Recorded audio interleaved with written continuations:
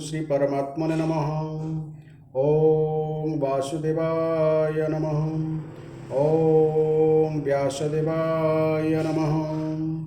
हे माँ सरस्वती तमें कंठरे बस, माँ कंठरे बस। श्रीमद् भागवत महात्म्यर आम आज चतुर्थ अध्याय शुणा। यही चतुर्थ अध्याय महर्षि यही चतुर्थ अध्याय गोकर्ण उपाख्यान कथा वर्णना आरंभ कर आम शुणा। कृष्णं नारायणं वंदे, कृष्णं वंदे व्रजप्रियं, कृष्णं दैप्यायनं वंदे, कृष्णं वंदे पृथासुतम्। ओम नमो भगवते वासुदेवाय। तो बर्तमान आसतु ये गोकर्ण उपाख्यान कथा आम शुणा। श्री सुतमुनि कहले, हे मुनिवर, सेतेबेलकु भक्त मानकर चित्तरे अलौकिक भक्ति उदित हो सारी। ताहा देखि भक्तवत्सल श्री भगवान निजर धाम छाड़ी सेमानक चित्तरे आविर्भूत हेले। तांको कठरे बनमाला शोभा पाउଥାଏ। श्रीअंग सजल मेघ परि श्यामल होइଥାଏ। से मनोहर पीताम्बर पिंधि थांती। कटी प्रदेश मेखलारे झालर द्वारा सुसज्जित होइଥାଏ। मस्तकर सुंदर मुकुट और कर्णर कुंडल बड़ मनोरम होइଥାଏ। से त्रिभंग ललित भंगी विराजमान होई चित्त चोराई नेउथांती। बक्षस्थल कौस्तुभमणि झलसुଥାଏ। तांकर समग्र श्रीअंग हरिचंदन रे चर्चित होइଥାଏ। ସେହି रूपर शोभा कथा कौन कहवा। से तो सते जेपरि कोटि कामदेवंकर रूपमाधुरी छड़ाई आनिथांती। ସେହି परमानंद चिन्मूर्ति मधुराति मधुर मुरलीधर एपरि अनुपम छवि निज भक्त मानकर निर्मल चित्तरे आविर्भूत होईगले। भगवानकर नित्य लोक निवासी लीला परिकर उद्धव आदि पार्षद सही भागवत कथा शुणा निमंते सेठाकु गुप्त रूप से चली आसते। प्रभु प्रकट हे हो चतुर्दिगरे जय जय ध्वनि उछुड़ी उठिला। भक्तिरसर अद्भुत प्रभाव उद्वेलित है एवं बारंबार फगु ओ पुष्पर वृष्टि तथा शंखध्वनि है। सभारे बसिथिबा लोक निजर देह गेह बा शरीर और घरद्वार को भूली आत्मविस्मृत होईगले। सेमानकर एपरि तन्मयता देखि नारद कहले, हे मुनीश्वर गण, मु आज एठारे सप्ताह श्रवणर अतीव अलौकिक महिमा देखा पाइली। एठारे जेते मूर्ख दुष्ट और पशुपक्षी अछंती समस्ते अत्यधिक निष्पाप होईगलेनी। तेणु एथिरे कौनसी संदेह नहीं जे कलिकालर चित्तशुद्धि करिबा तथा मर्त्यलोकर पापपुंज नाश करिबा निमंते भागवत कथा परि अन्य कौनसी द्वितीय पवित्रकर उपाय आउ नाही। हे मुनिवरगण, आपण माने वास्तव में बड़ कृपालु। संसार कल्याण कामना करी आपण माने गोटे संपूर्ण नूतन मार्ग देखाईदेले। दयाकरी कहतु, यही भागवत कथारूपी सप्ताह यज्ञ द्वारा संसार में केउं केउं मनुष्य पवित्र हो जाती। सनक आदि कहले, जो माने सर्वदा पाप करती, सदा दुराचार ही तत्पर रहती और विपरीत मार्ग में चलती तथा जो माने क्रोध अग्नि रे जलुता, जो माने कुटिल और कामपरायण, से माने समस्ते यही कलिजुगे भागवत सप्ताह यज्ञ द्वारा पवित्र हो जाती। जो माने सत्यच्युत पितृमातृ निंदुक तृष्णारे बा कामनारे सदा व्याकुल, आश्रम धर्म रहित, दाम्भिक, अन्यर उन्नति प्रति असूया परायण एवं जो माने पर को दुख दियंती, से माने मध्य कलिजुगे भागवत सप्ताह यज्ञ द्वारा पवित्र हो जाती। एपरिकी जो माने मद्यपान, ब्रह्महत्या, स्वर्णचोरी, गुरुपत्नी गमन और विश्वासघातकता एपरी 5 प्रकार महापाप करिसेंती, जो माने छल छद्म परायण, क्रूर, पिशाच परी निर्दय व्यभिचारी और जो माने ब्राह्मणों धन रे पुष्ट होइछंती, से समस्ते मध्य कलिजुगे भागवत सप्ताह यज्ञ द्वारा पवित्र हो जाती। जो दुष्ट माने दुराग्रह पूर्वक सर्वदा कायु मनोवाक्य पाप करिथांती, जो माने अन्यर धनरे ही बड़ लोक होती एवं जो माने मलिन मना दुष्ट हृदय, से माने मध्य कलिजुगे भागवत सप्ताह यज्ञ द्वारा पवित्र हो जाती। हे नारद, वर्तमान आमे आपण को एक संपर्क एक प्राचीन इतिहास शुणाऊँ।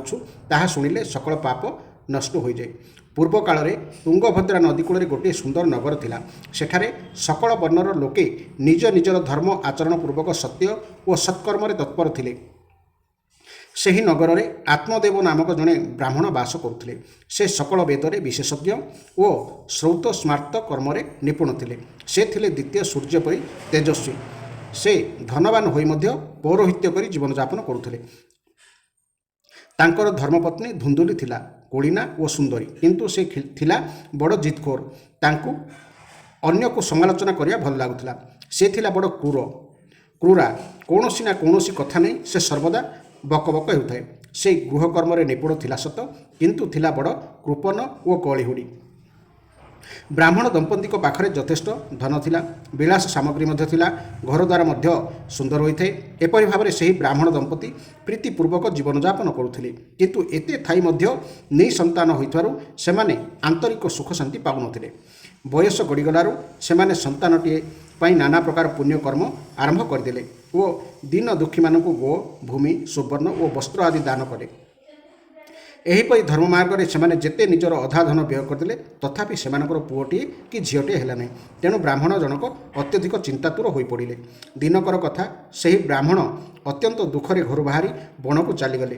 ଦିନ 2 ପ୍ରହର ବେଳକୁ ତାଙ୍କୁ ଖୁବ୍ ଶୋଷ ଲାଗିଲା। ତେଣୁ ସେ ବଣରେ ଥିବା ଗୋଟିଏ ପୋଖରୀ କୂଳରେ ପହଞ୍ଚିଲେ। ନିଃସନ୍ତାନ ହୋଇଥିବାରୁ ତାଙ୍କ ଦେହ ତ ଦୁଃଖରେ ଶୁଖିଯାଇଥିଲା। ସେ କ୍ଳାନ୍ତ ହୋଇଯାଇଥିଲେ। ତେଣୁ ପାଣି ମୁନ୍ଦିଏ ପିଇ ଦେଇ ପୋଖରୀ କୂଳରେ ବସି ପଡ଼ିଲେ। ପ୍ରାୟ 2 ଘଡ଼ି ବେଳ ଗଡ଼ିଯିବା ପରେ ସେଠାକୁ ଜଣେ ସନ୍ନ୍ୟାସୀ ମହାତ୍ମା ଆସିଲେ। ସେ ମଧ୍ୟ ଆସି ପାଣି ପିଇଲେ। ତାପରେ ବ୍ରାହ୍ମଣ ତାଙ୍କ ନିକଟକୁ ଯାଇ ତାଙ୍କୁ ପ୍ରଣାମ କଲେ ଏବଂ ତାଙ୍କ ସମ୍ମୁଖରେ ଠିଆ ହୋଇ ଦୁଃଖରେ ଦୀର୍ଘଶ୍ୱାସ ମାରିଲେ। ସନ୍ନ୍ୟାସୀ ପଚାରିଲେ, ହେ ବ୍ରାହ୍ମଣ ଦେବତା, ତୁମେ ଦୀର୍ଘ ନିଶ୍ୱାସ ମାରୁଛ କାହିଁକି? କିଛି ଘୋର ଚିନ୍ତାରେ ପଡ଼ିଯାଇଛ କି? ଶୀଘ୍ର ମୋତେ ତୁମ ଦୁଃଖର କାରଣ କୁହ। ବ୍ରାହ୍ମଣ କହିଲେ, ଗୋସାଇଁ, ମୁଁ ମୋର ପୂର୍ବଜନ୍ମର ପାପ ସଞ୍ଚିତ ଦୁଃଖ କଥା କେତେ ବା ବର୍ଣ୍ଣନା କରିବି। ବର୍ତ୍ତମାନ ମୋର ପିତୃପୁରୁଷ ମୁଁ ଦେଉଥିବା ଜଳାଞ୍ଜଳିକୁ ଅତ୍ୟନ୍ତ ଦୁଃଖରେ ଦୀର୍ଘଶ୍ୱାସ ମାରି ଗ୍ରହଣ କରୁଛନ୍ତି। ମୋର ପ୍ରଦତ୍ତ ବସ୍ତୁ ଦେବତା ଓ ବ୍ରାହ୍ମଣମାନେ ପ୍ରସନ୍ନ ଚିତ୍ତରେ ଗ୍ରହଣ କରୁନାହାନ୍ତି। ସନ୍ତାନଟିଏ ପାଇଁ ମୁଁ ଏତେ ଦୁଃଖୀ ହୋଇଯାଇଛି ଯେ ମୋତେ ଚତୁର୍ଦିଗ ଶୂନ୍ୟ ଦେଖାଯାଉଛି। ତେଣୁ ମୁଁ ପ୍ରାଣତ୍ୟାଗ କରିବା ନିମନ୍ତେ ଏଠାକୁ ଆସିଛି। ସନ୍ତାନହୀନ ଜୀବନକୁ ଧିକ୍, ସନ୍ତାନହୀନ ଗୃହକୁ ଧିକ୍, ସନ୍ତାନହୀନର ଧନକୁ ଧିକ୍, ସନ୍ତାନହୀନର କୂଳକୁ ବି ଧିକ୍। ମୁଁ ଯେଉଁ ଗାଈ ପାଳୁଛି ସେ ବି ବାଞ୍ଝ ହୋଇଯାଇଛି। ଯେଉଁ ଗଛ ଲଗାଉଛି ସେ ଗଛରେ ବି ଫୁଲ ଫଳ ଧରୁନି। ମୁଁ ମୋ ଘରକୁ ଯେଉଁ ଫଳ ଆଣୁଛି ତାହା ମଧ୍ୟ ଶୀଘ୍ର ପଚିଯାଉଛି। ଏପରି ଅଭାଗା ଓ ଅପୁତ୍ରିକ ଜୀବନ ରଖି ମୁଁ କ'ଣ କରିବି? ଏପରି କହି ବ୍ରାହ୍ମଣ ଆତ୍ମଦେବ ଦୁଃଖରେ ବ୍ୟାକୁଳ ହୋଇ ଉଠିଲେ। ସନ୍ନ୍ୟାସୀଙ୍କ ନିକଟରେ ଭୋ ଭୋ ହୋଇ କାନ୍ଦିଲେ। ତାହା ଦେଖି ସନ୍ନ୍ୟାସୀଙ୍କ ହୃଦୟରେ କରୁଣା ଜାତ ହେଲା। ସେ ଥିଲେ ଜଣେ ଯୋଗନିଷ୍ଠ ପୁରୁଷ। ତେଣୁ ସେ ବ୍ରାହ୍ମଣଙ୍କ ଲଲାଟ ବା କପାଳର ରେଖା ଦେଖି ସକଳ ବୃତ୍ତାନ୍ତ ଜାଣିଗଲେ ଏବଂ ତାଙ୍କୁ ସେ ବୁଝାଇ କହିଲେ। ସନ୍ନ୍ୟାସୀ କହିଲେ, ହେ ବ୍ରାହ୍ମଣ, ସନ୍ତାନ ପ୍ରାପ୍ତିର ମୋହ ତ୍ୟାଗ କର। କର୍ମର ଗତି ବଡ଼ ବିଚିତ୍ର। ବିବେକ ଓ ଜ୍ଞାନର ଆଶ୍ରୟ ନେଇ ସଂସାର ବାସନା ଛାଡ଼ିଦିଅ।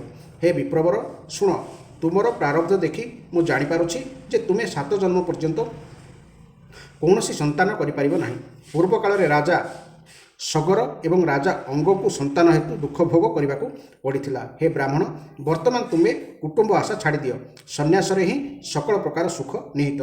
ବ୍ରାହ୍ମଣ କହିଲେ, ହେ ମହାତ୍ମା, ଜ୍ଞାନରୁ ମୁଁ କ'ଣ ବା ପାଇବି?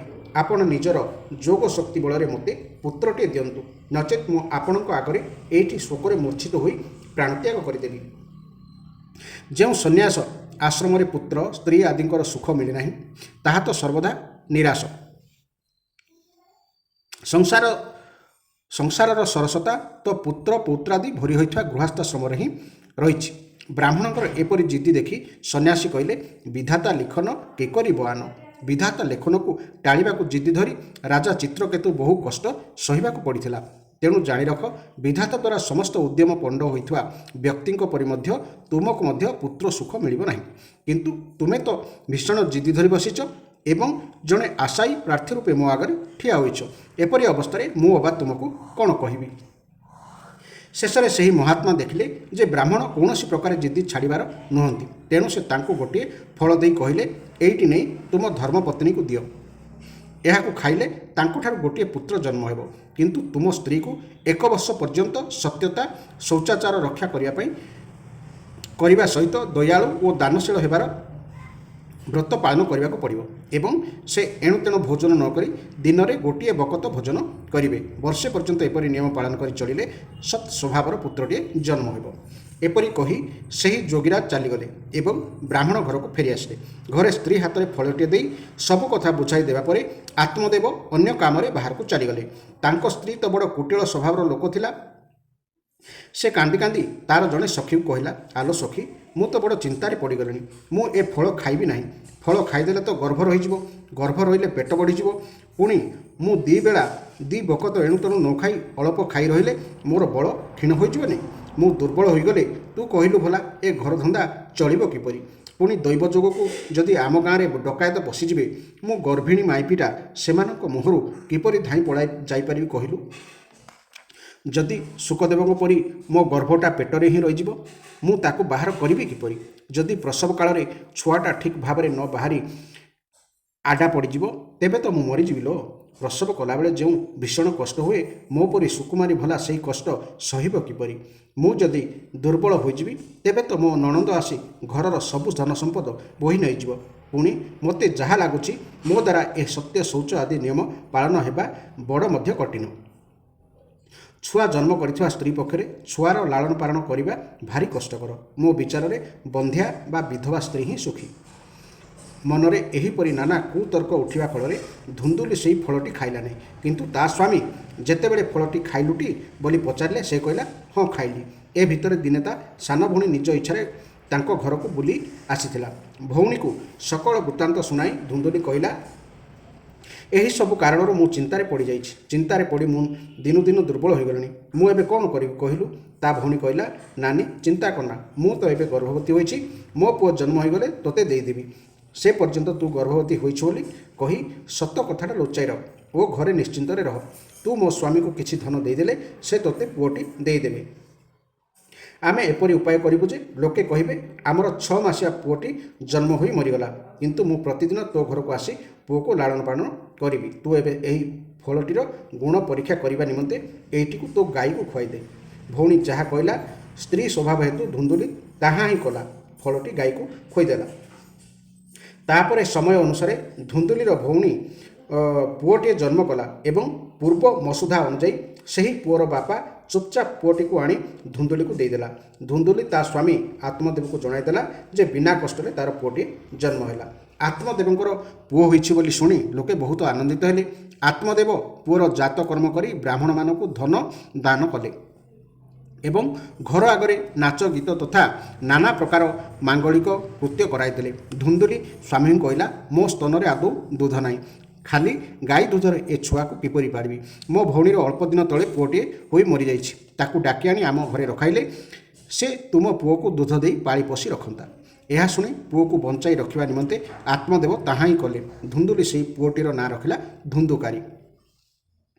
ଏହି ଘଟଣାର 3 ମାସ ପରେ ସେହି ଗାଈର ମଧ୍ୟ ଛୁଆଟିଏ ଜନ୍ମ ହେଲା। କିନ୍ତୁ ସେହି ଗାଈ ଛୁଆଟି ହୋଇଥିଲା ଠିକ୍ ମନୁଷ୍ୟ ଆକାରର। ତାହାର ସମସ୍ତ ଅଙ୍ଗ ଥିଲା ସୁନ୍ଦର, ଦିବ୍ୟ, ନିର୍ମଳ ଏବଂ ସୁବର୍ଣ୍ଣ ପରି ତେଜିଆନ।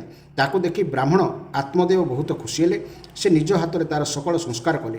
ଗାଈଠାରୁ ପୁଅ ଦେବା କଥା ଶୁଣି ଲୋକେ ଆଶ୍ଚର୍ଯ୍ୟ ହୋଇଗଲେ।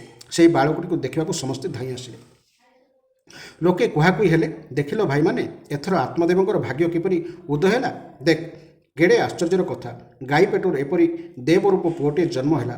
ଦୈବ ଯୋଗରୁ ଏହି ଘଟଣା ପଛରେ ରହିଥିବା ଗୁପ୍ତ ରହସ୍ୟଟି କେହି ଜାଣିପାରିଲେ ନାହିଁ। ବାଳକଟିର କାନ ଗୋରୁ କାନ ପରି ହୋଇଥିବାରୁ ଆତ୍ମଦେବ ତାହାର ନାମ ରଖିଲେ ଗୋକର୍ଣ୍ଣ।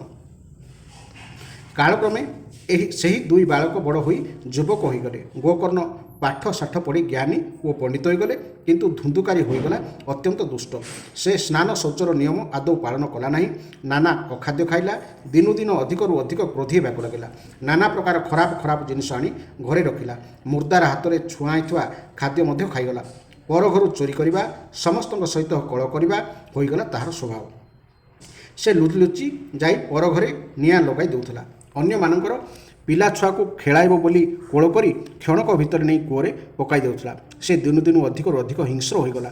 ସବୁବେଳେ ଅସ୍ତ୍ରଶସ୍ତ୍ର ଧରି ବୁଲିଲା। ଅନ୍ଧ, ଅସହାୟ ଓ ଦୀନ ଦୁଃଖୀଙ୍କ ପୀଡ଼ା ଦେବାକୁ ଲାଗିଲା ଏବଂ ଚାଣ୍ଡାଳମାନଙ୍କୁ ନିଜର ପ୍ରିୟ ବନ୍ଧୁ କଲା। କୁକୁର ପୋଲକୁ ସାଙ୍ଗରେ ଧରି ହାତରେ ଫାଶ ନେଇ ପ୍ରତିଦିନ ଶିକାର କରି ବୁଲିଲା। ଧୀରେ ଧୀରେ ବେଶ୍ୟାଙ୍କ ସଙ୍ଗରେ ପଡ଼ି ନିଜ ପିତାଙ୍କର ସକଳ ସମ୍ପତ୍ତି ନଷ୍ଟ କରିଦେଲା। ଦିନେ ବାପା ମାଆଙ୍କୁ ଖୁବ୍ ମାରପିଟ କରି ଘରୁ ବାସନକୁସନ ମଧ୍ୟ ନେଇ ପଳାଇଗଲା। ଏପରି ଭାବରେ ଘରର ସକଳ ସମ୍ପଦ ନଷ୍ଟ ହୋଇଗଲାରୁ ତାର କୃପଣ ପିତା ବାହୁନି ବାହୁନି କାନ୍ଦିବାକୁ ଲାଗିଲେ। ହାୟ, ଏପରି ପୁତ୍ର ଜନ୍ମ ନ କରି ଏହାର ମା ବନ୍ଧ୍ୟା ହୋଇ ରହିଯାଇଥିଲେ ବରଂ ଭଲ ହୋଇଥାନ୍ତା। ସତରେ କୁପୁତ୍ର ବଡ଼ ଦୁଃଖ ଦିଏ। ଏବେ ମୁଁ ଯିବି କୁଆଡ଼େ, ରହିବି କେଉଁଠି? ମୋର ଏ ବିପତ୍ତି କଟିବ କିପରି? ହାୟ, ମୋ ଉପରେ କି ବିପତ୍ତି ପଡ଼ି ନଗଲା ସତେ?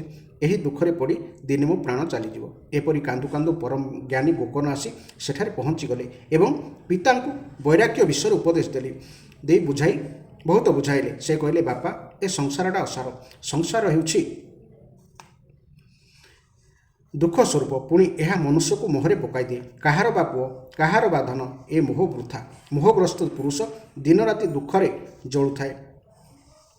ବାସ୍ତବରେ ଇନ୍ଦ୍ରଙ୍କର ସୁଖ ନାହିଁ କି ଚକ୍ରବର୍ତ୍ତୀ ରାଜାଙ୍କର ସୁଖ ନାହିଁ। ସୁଖ ପାଆନ୍ତି କେବଳ ଅନାସକ୍ତ ଓ ଏକାନ୍ତ ସେବୀ ମୁନି। ମୋ ପୁଅ, ଆପଣ ଏହି ଅଜ୍ଞାନ ଛାଡ଼ି ଦିଅନ୍ତୁ। ମୋହରୁ ନରକ ଗତି ହୁଏ। ଦେହ ତ ଦିନେ ନା ଦିନେ ନଷ୍ଟ ହୋଇଯିବ। ତେଣୁ ଆପଣ ସବୁକିଛି ଛାଡ଼ିଦେଇ ବଣକୁ ଚାଲିଯାଆନ୍ତୁ। ଗୋକର୍ଣ୍ଣଙ୍କ କଥା ମାନି ଆତ୍ମଦେବ ବଣକୁ ଚାଲିଯିବା ଲାଗି ପ୍ରସ୍ତୁତ ହୋଇଗଲେ ଏବଂ ତାଙ୍କୁ କହିଲେ, ବାବୁରେ, ବଣରେ ରହି ମୁଁ କ'ଣ କରିବା ଉଚିତ ହେବ ତାହା ମୋତେ ଟିକିଏ ଭଲ କରି ବୁଝାଇଦେ। ମୁଁ ବଡ଼ ମୂର୍ଖ। ଆଜି ପର୍ଯ୍ୟନ୍ତ କର୍ମବଶତଃ ସ୍ନେହ ପାଶରେ ବାନ୍ଧି ହୋଇ ମୁଁ ପଙ୍ଗୁଙ୍କ ପରି ଏହି ଗୃହରୂପୀ ଅନ୍ଧକୂପରେ ପଡ଼ି ରହିଛି। ତୁ ତ ବଡ଼ ଦୟାଳୁ, ମୋତେ ଏଥିରୁ ଉଦ୍ଧାର କର। ଗୋକର୍ଣ୍ଣ କହିଲେ, ବାପା, ଏହି ଶରୀରଟା ହେଉଛି ଅସ୍ଥି, ମାଂସ ଓ ରକ୍ତର ଏକ ପିଣ୍ଡ। ଆପଣ ଏହାକୁ ଯେଉଁ ମୁଁ ବୋଲି କହୁଛନ୍ତି ତାହା ଛାଡ଼ି ଦିଅନ୍ତୁ ଏବଂ ସ୍ତ୍ରୀ ପୁତ୍ରଙ୍କୁ କଦାପି ନିଜର ବୋଲି ଭାବନ୍ତୁ ନାହିଁ। ସେମାନଙ୍କ ପ୍ରତି ସବୁ ମମତା ଛାଡ଼ି ଦିଅନ୍ତୁ। ଏ ଜଗତକୁ ସର୍ବଦା କ୍ଷଣଭଙ୍ଗୁର ବୋଲି ଅନୁଭବ କରନ୍ତୁ। ଜଗତର କୌଣସି ବସ୍ତୁକୁ ସ୍ଥାୟୀ ବୋଲି ଭାବି ତାହା ପ୍ରତି ଅନୁରାଗ ରଖନ୍ତୁ ନାହିଁ। ଏକମାତ୍ର ବୈରାଗ୍ୟ ରସର ରସିକ ହୋଇ ଭଗବତ ଭକ୍ତିରେ ନିମଗ୍ନ ରହନ୍ତୁ। ଭଗବତ ଭଜନ ହିଁ ସବୁଠାରୁ ବଡ଼ ଧର୍ମ। ନିରନ୍ତର ସେହି ଭଜନର ଆଶ୍ରୟ ନିଅନ୍ତୁ।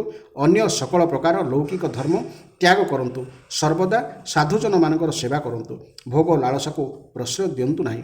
ଅନ୍ୟମାନଙ୍କର ଦୋଷଗୁଣ ବିଚାର କରିବାର ପ୍ରବୃତ୍ତି ଯଥାଶୀଘ୍ର ପରିତ୍ୟାଗ କରି କେବଳ ଭଗବତ ସେବାରେ ନିୟୋଜିତ ରହି ଭଗବତ କଥା ରସ ପାନ କରନ୍ତୁ। ପୁଅ କଥାରେ ପ୍ରଭାବିତ ହୋଇ ଆତ୍ମଦେବ ଗୃହତ୍ୟାଗ କରି ବଣକୁ ଚାଲିଗଲେ। ସେତେବେଳକୁ ତାଙ୍କୁ 60 ବର୍ଷ ହୋଇଯାଇଥିଲା। ସେ ସ୍ଥିର କରିନେଲେ ଯେ ସେ ଏଥର କେବଳ ଭଗବାନଙ୍କୁ ଭଜିବେ। ବଣରେ ରହି ଦିନରାତି ଭଗବାନଙ୍କର ପୂଜା ସେବା କରିବା ଫଳରେ ସେ ଭଗବାନ ଶ୍ରୀକୃଷ୍ଣଙ୍କୁ ପାଇଗଲେ। ଏହି ଥିଲା ଏହି ଚତୁର୍ଥ ଅଧ୍ୟାୟର ମହାତ୍ମ୍ୟ କଥା। ଏହାପରେ ଧୁନ୍ଧୁକାରୀଙ୍କ ପ୍ରେତ ଜନ୍ମ ପ୍ରାପ୍ତି ଏବଂ ସେଥିରୁ କିପରି ଉଦ୍ଧାର ପାଇଥିଲେ ସେହି ବିଷୟରେ ଶୁଣିବା। ଭଗବାନ ମଣିଷ ଜନ୍ମ ଆମକୁ ଏଥିପାଇଁ ଦେଇଛନ୍ତି ଯେ ଏଠି ଧନ ସମ୍ପତ୍ତି ମୋହ ମାୟାରେ ନ ଫସିକି କର୍ମ କରିକି ସତ୍ମାର୍ଗରେ ଯାଇକି ଭଗବତ ପ୍ରାପ୍ତି ପାଇଁ ଉଦ୍ୟମ କରିବାକୁ ଆମକୁ ମନୁଷ୍ୟ ଶରୀର ମିଳିଛି। ତେଣୁ କର୍ମ କରନ୍ତୁ, ତା ସହିତ ଭଗବାନଙ୍କ ପ୍ରତି ଭକ୍ତି ଭାବନା ରଖନ୍ତୁ। ଫଳରେ ଆପଣଙ୍କର କର୍ମ ସୁଫଳ ହେବ ଏବଂ ଆପଣଙ୍କର ଜୀବନଟି ମଙ୍ଗଳମୟ ହେବ। ଭୌତିକ ସାମଗ୍ରୀ ହିଁ ମଣିଷର ଦୁଃଖର କାରଣ ଏହି ଭୌତିକ ବା ଭୋଗ୍ୟ ସାମଗ୍ରୀ ହିଁ ମନୁଷ୍ୟର ଶାନ୍ତିକୁ ଛଡ଼ାଇ ନିଏ। ଏଭଳି ଗୋଟିଏ ଅଧ୍ୟାୟ ଶୁଣିବା ପାଇଁ ଚ୍ୟାନେଲଟିକୁ ସବସ୍କ୍ରାଇବ୍ କରିବେ। ଜୟ ଜଗନ୍ନାଥ, ଜୟ ଜଗନ୍ନାଥ, ଜୟ ଜଗନ୍ନାଥ।